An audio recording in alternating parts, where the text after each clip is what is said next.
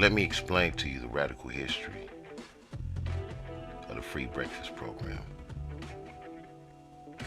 In January 1969, 11, significant number, right? Considering that today is National Milk Day. 11 school children gathered around a table at St. Augustine's Church in Oakland, right? Sharing breakfast, grits, fruit, toast, eggs, and milk. And by the end of the week, there's about 135 children there for breakfast. By the end of the year, over 20,000 children will serve breakfast in similar settings across the country. You know what I'm saying? So, the breakfast was provided by the Black Panther Party, or the BPP, a political organization funded in 1966 by Huey Newton and Bobby Seale.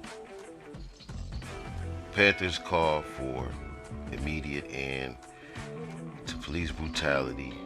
They wanted prison reform and equal employment and housing opportunities for the black community. If you notice, they always had their iconic black leather on, black berets, leather jackets, flashlights, and they would patrol their communities all the way from the west to the east coast, making sure that, police brutality and other things were being used against communities of color, as well as all communities of poverty.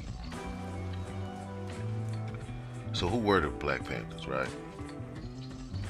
Though the media showed the Panthers as extremists, the main goal of the BPP was to uplift and serve the black community by any means necessary.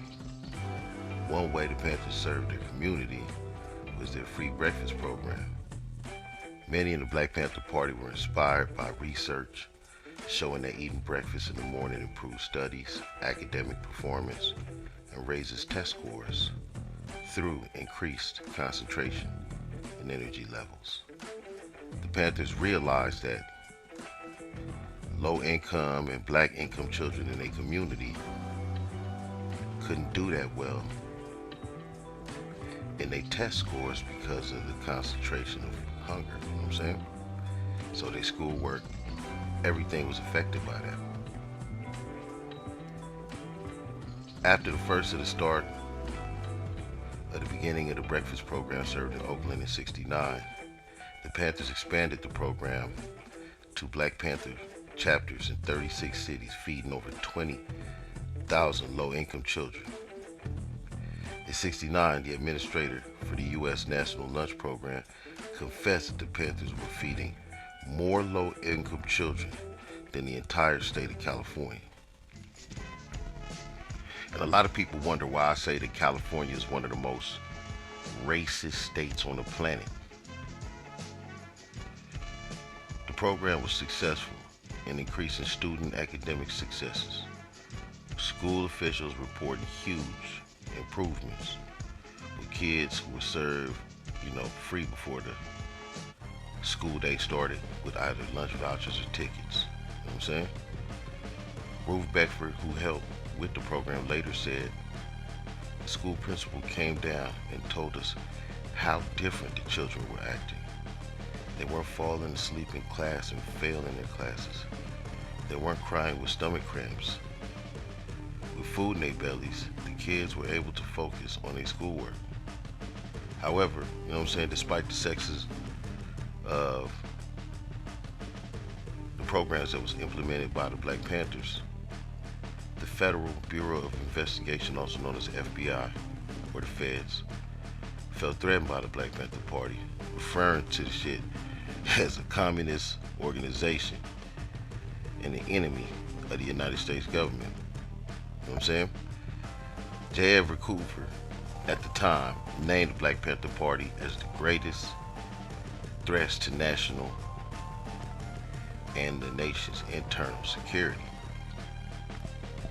After all, the Black Panther Party threatened the white dominant status quo by demanding decent housing, full employment, education that included African American history, and an end to police brutality for the community. They created social and community programs for low-income and black communities, providing free breakfast, free food for families, liberation schools, local transportation, free healthcare clinics with affordable testing for sickle cell anemia, a blood disease that is common in the black community, and legal aid, especially for the widows of so many Vietnam veterans. Due to this perceived threat, the federal government launched their plan to discredit the Panthers and the free breakfast program.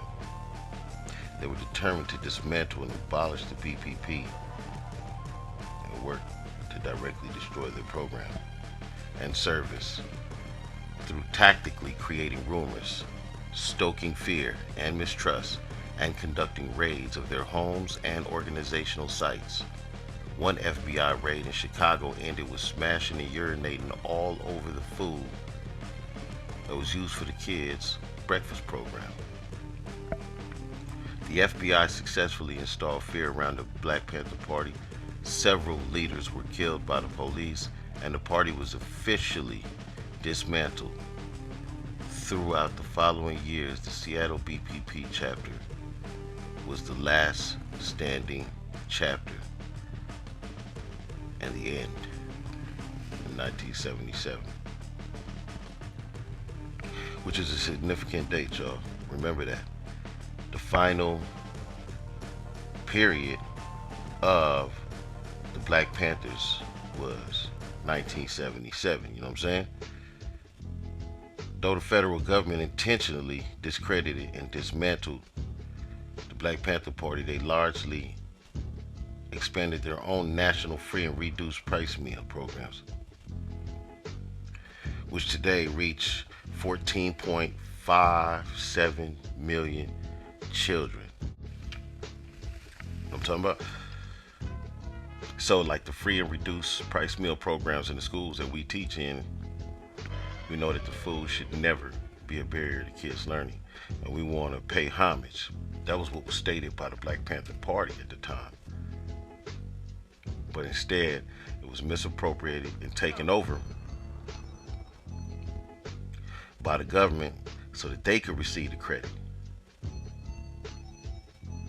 for all the work that was done. And you know what's even more strange about that is that, you know, they deemed the Black Panther Party terrorists and communists, so forth and so on.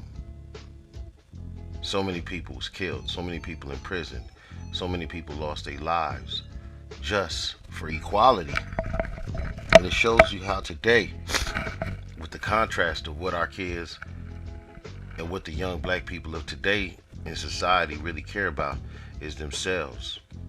We have a very selfish generation based on the unselfishness of these civil rights leaders and political party known as the Black Panthers. Because the Black Panthers program and platform were largely misunderstood at the time, and now similar to the often misunderstood modern racial justice movement with similar goals of black dignity and, you know, police brutality to end it. The Black Lives Matter movement as well. And like my man M.I.L.K said, Muslim hegemony have been thoroughly infiltrated. So what you think about all these other groups, especially when we know for a fact that the CIA runs a lot of what we think is media? You see, dumb motherfuckers ain't gonna really catch up to what I'm saying here. But those of you that has the eye to see and can see with your third eye, listen closely to what I'm saying. In 77, the Black Panthers was stumped out. In 78, the government implemented their own program. And how many of us even take the time to pay the homage to a group of people who made sure not just only black children, but children of all ethnicities and backgrounds would be able to have proper nutrition before school. So, to everybody out there who's willing to celebrate Christmas and Easter and Thanksgiving, especially in the indigenous community, y'all are some sellouts. Y'all willing to celebrate these bullshit ass holidays instead of commemorating our heroes, and I won't stand for it.